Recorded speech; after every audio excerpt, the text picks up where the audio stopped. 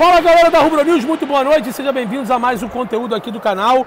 Vamos falar um pouquinho hoje sobre o pós-jogo Flamengo e Bragantino, jogo realizado no Maracanã às 19 horas, horário de Brasília. Então você que está aqui na Rubro News, antes de começar esse programa de pós-jogo e esse conteúdo, peço para você se inscreva no canal, acione o sino de notificação, deixe o like, é muito importante, tá vendo esse botãozinho vermelho aqui?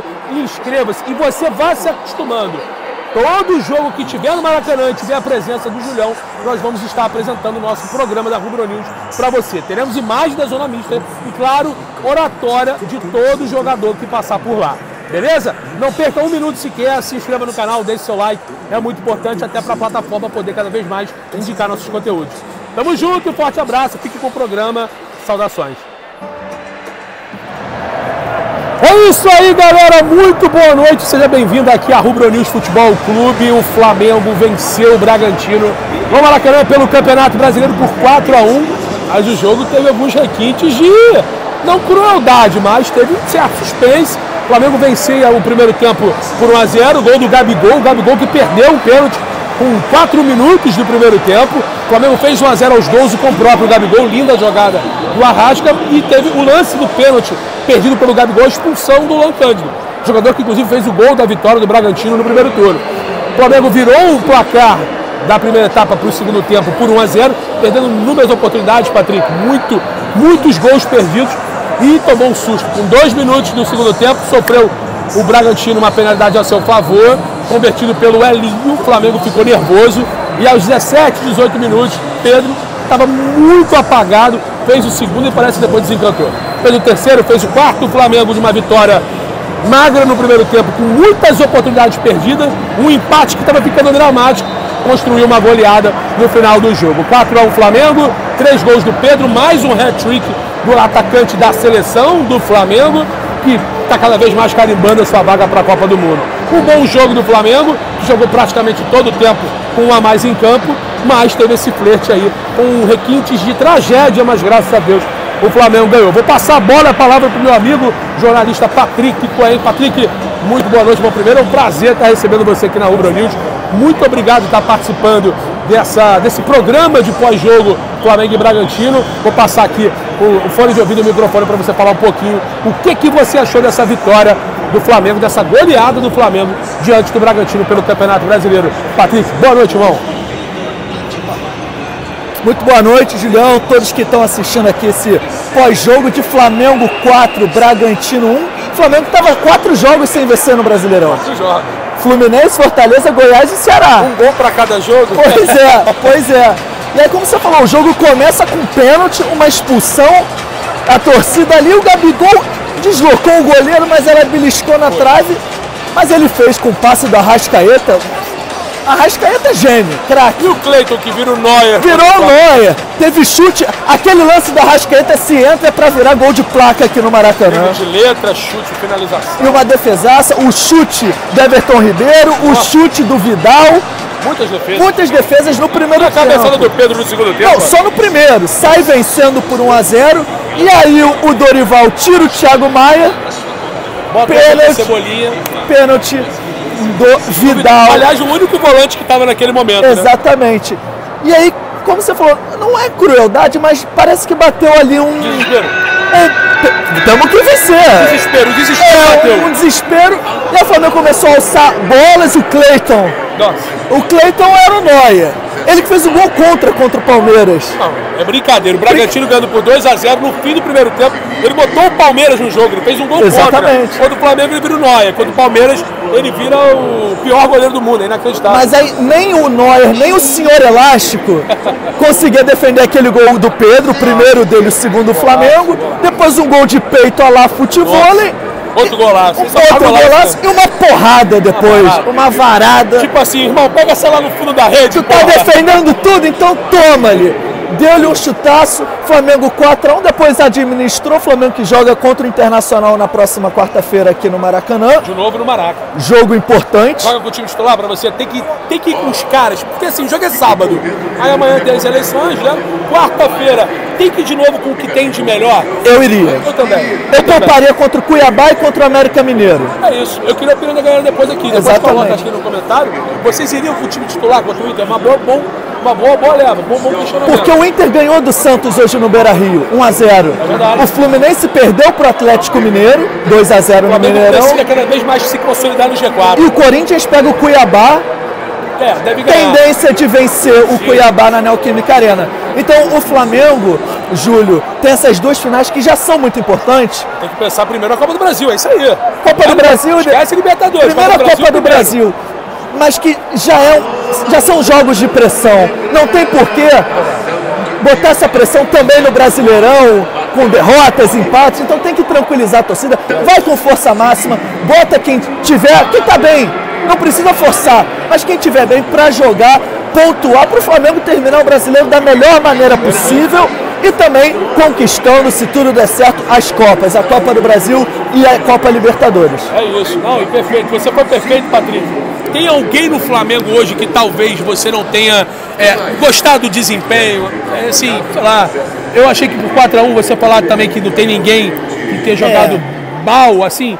Mas eu achei que o Vidal deu mole, um pênalti um pouco infantil para um jogador do quilate do Vidal, mas eu achei de novo, né, não sendo implicante, o Rodinei bem abaixo. Você vê que o Rodinei fisicamente está nitidamente diferente dos jogos que ele vinha atuando, que proporcionou a gente inclusive até brincar de mencionar o Rodinei numa Copa, de credenciar o Rodinei naquele momento, e sim, naquele momento ele mereceu os créditos de ser o melhor lateral direito do futebol brasileiro atuando naquele momento, mas hoje parece que ou ele voltou à realidade ou ele perdeu um pouco o foco. Tá pesado, por mais que o Flamengo tenha um jogador a mais em campo praticamente todo o tempo da partida, o Alcântara foi expulso corretamente com 2-3 minutos do primeiro tempo, e justamente o lateral esquerdo, que poderia incomodar o Rodinei. Depois entrou o Hurtado e trocou de lado, o Aderlan foi para a esquerda. Aí o Hurtado se machuca e depois, depois entra, se eu não me engano, o Eric Ramírez. Isso. Mas o que acontece? O problema do Rodinei é que ele está bem abaixo fisicamente, né? E ele precisa do seu físico. A gente até, não querendo comparar muito, mas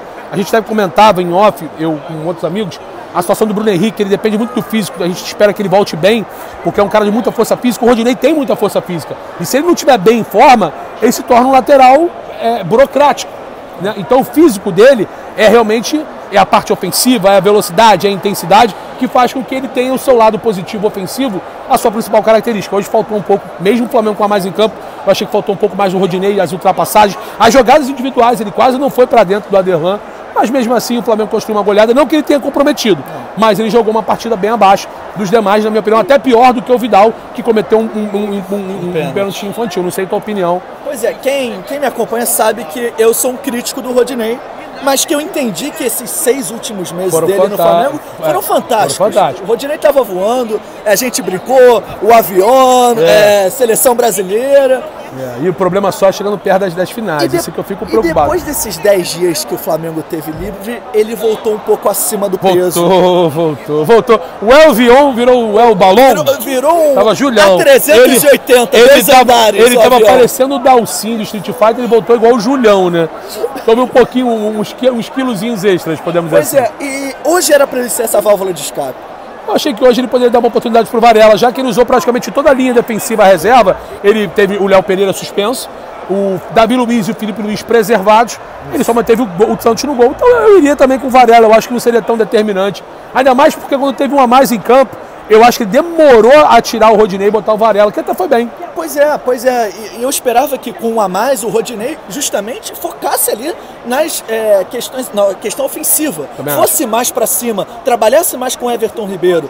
Não fez. Não fez e me preocupa por ele estar realmente acima do peso. E isso para o Rodinei não pode acontecer porque ele é físico, ele é ofensivo, ele vai para cima. Se ele não tem essa arrancada, se ele não tem essa pegada, perde a principal característica e ele se torna um jogador mediano. Perfeito. É isso, galera, ó. Então daqui a pouquinho a gente vai estar indo lá para a zona mista. O Patrick vai estar lá também. A gente vai ver se consegue colher algumas informações oratórias dos jogadores, né? Daqui a pouquinho vocês vão acompanhar com exclusividade também algumas palavras do técnico Dorival Júnior. A gente vai ver se a gente consegue fazer uma pergunta para o treinador. Vamos dar um pulinho lá. Aqui é 2 em 1, rapaz, multiuso. Vai lá no Dorival Júnior, vai lá na zona mista. A gente vai tentar realmente reproduzir as palavras do que realmente o Dorival projeta daqui para frente e também falar um pouco dessa vitória, dessa goleada do Flamengo, como o Patrick lembrou bem, um gol para cada tropeço, exatamente, né? O Flamengo que não vinha de vitória no Campeonato Brasileiro por 4 jogos, dessa vez reencontrou o bom futebol, a vitória, a goleada, e a torcida sai daqui feliz. Então é isso, Flamengo 4, Bragantino 1. Fiquem agora com imagens da zona mista e vocês vão escutar um pouquinho sobre os jogadores que vão passar lá na situação. Eu, Júlio Miguel, agradeço vocês, fico por aqui, mas vai passar para a zona mista e depois a gente volta para finalizar o vídeo. Patrick, suas considerações, irmão. Valeu, Julião, muito bom estar aqui no canal fazendo esse pós-jogo, o Maracanã expulsando a gente, é isso, basicamente, então a gente vai lá para a zona mista, vocês ficam com as imagens também, e é isso, quem quiser me seguir, Patrick Cohen, Patrick com CK, Cohen, C-O-H-E-N nas redes sociais, eu tô em todas. É isso, tamo junto, com a galera da Rubro News, não esquece não, continua aqui com a gente, deixa o like, se inscreva, acione o sininho de notificação e fiquem agora com a zona mista. Tamo junto, forte abraço, valeu! Valeu! Outubro, final de Copa do Brasil e Libertadores também, como é que o grupo está trabalhando? Vocês tiveram agora um tempo de cerca de 10 dias, vamos dizer assim, para treinar, como é que está sendo essa preparação? A gente tem que tentar dosar a ansiedade, né?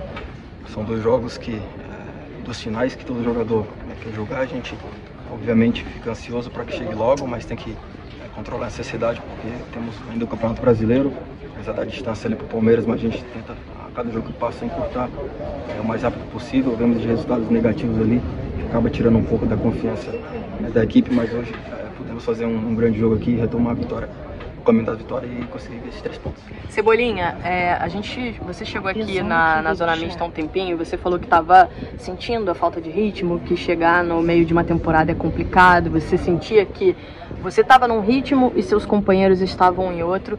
Hoje, como é que tá o Cebolinha? Como é que você se sente em relação a isso? E queria que você falasse também um pouco da sua entrada no jogo hoje. Você entrou bem, ajudou ali na vitória do Flamengo. A cada dia que passa, né? A cada jogo, a cada treino, tenho me sentido mais à vontade. Estou há pouco mais de 2 meses, acho que são nem 2 meses direito ainda, mas tenho me sentido muito bem, porque o grupo me acolheu bem, o próprio Dorival, sua comissão técnica tem me dado a confiança, todos os jogadores ali para que eu possa estar melhor, desempenhando o meu papel o melhor possível. Cada jogo que passa eu tento ter mais confiança, né? Porque é difícil chegar no meio da temporada, como eu falei anteriormente, mas isso eu tenho controlado bem, tenho feito aí essa semana de treinamento muito boa aí, para que hoje eu pudesse ter a oportunidade de poder dar conta do recado. Cebolinha, aqui. Você entrou no começo logo, né, na virada do intervalo, e aí eu queria saber se foi uma estratégia do Dorival ou se aconteceu alguma coisa com o Thiago Maia para que ele tenha feito essa substituição, que não costuma ser muito habitual ele já trocar nesse intervalo. Queria que você falasse um pouquinho pra gente. Mas foi a opção mesmo do Dorival, ele pediu para que a gente alargasse um pouco mais a equipe adversária, né? Abrinho de um lado, o Rodinei do outro, e creio que deu resultado, porque os laterais deles tinham que subir na gente, senão a gente acaba ficando sozinhos com a bola, né? Então eu creio que isso funcionou. Nosso segundo gol ali sai na jogada de lado de campo, e creio que o professor pensou bem o jogo e viu que naquele momento era a melhor estratégia. Cebolinha, falando um pouco de final de Libertadores, hoje a gente viu o Independente Del Valle que chegou a abrir mão de ingressos, porque os torcedores não conseguiriam ir para acompanhar o jogo, venceu o São Paulo por 2-0. Fica um alerta de total concentração para esse jogo contra o Atlético Paranaense, já que a torcida do Flamengo até o momento comprou 90% a mais de ingressos do que a torcida do Atlético? Com certeza, né? Mas a gente sabe que onde que a gente jogue, vamos ser, digamos que, mandante com a nossa torcida, né? A torcida é muito grande em qualquer lugar do Brasil e do mundo, mas fica de alerta sim, porque a gente viu aí um exemplo, né, nítido, a equipe do Del Valle, que tinha poucos torcedores, mas foi lá, fez um grande jogo e acabou sendo campeão. Mas a gente tem que pensar no jogo, né, deixar o externo aí para pessoas que cuidam disso, para chegar lá e estar bem preparado, bem concentrado. Ô Cebolinha, do Cebolinha do Grêmio que a gente conhece, que a gente viu jogar muito, né, e da Seleção Brasileira de 2019, que foi o melhor da Copa América, quantos por cento tem nesse Cebolinha do Flamengo hoje daquele Cebolinha melhor de todos? É difícil, né? Creio que sou próximo, mas ainda não ainda não no meu ideal, é nítido, isso é nítido. Quem me viu jogar aqui no Brasil, especialmente, sabe das minhas características, que muitas vezes eu acabei não fazendo, né? Eu tive 2 temporadas bem difíceis, né? O coletivo e a nível individual, o qual você acaba perdendo a confiança, e a confiança para um atleta é tudo, né? Ainda mais um atleta de que tem características de drible, né? Então, como eu falei, cada jogo, a cada treino eu tento manter o meu ritmo, manter o melhor nível possível para estar bem preparado e estar 100% bom. Você acha que o Jorge mudou lá no Fusca, na sua maneira de jogar?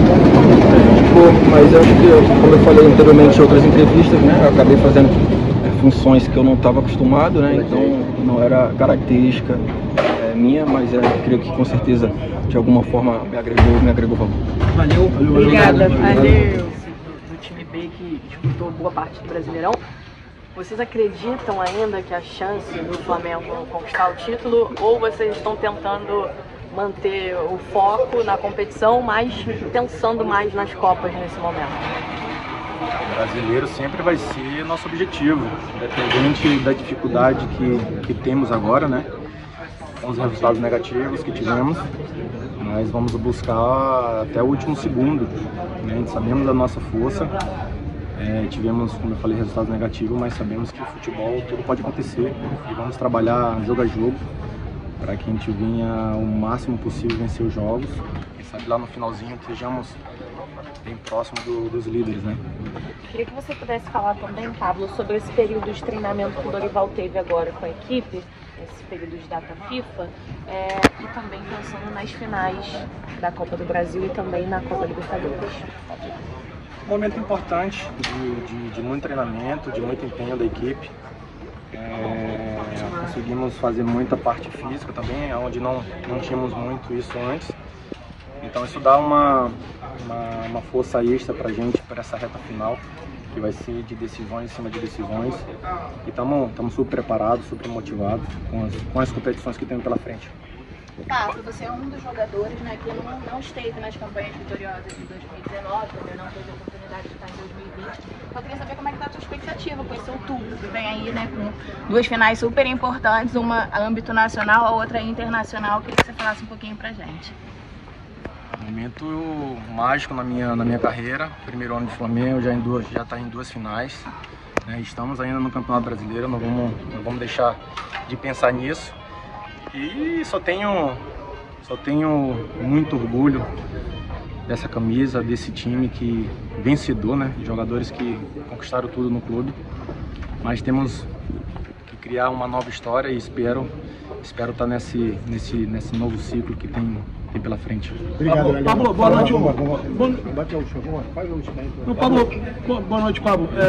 Sobre a parte física, né? Você assim que chegou, você teve uma lesão importante, ficou bastante tempo fora, e nitidamente dá para ver que você está numa evolução importante. Você acredita que a partida de hoje talvez seja um jogo que você tenha jogado melhor com a camisa do Flamengo e fisicamente ter se sentido melhor em campo?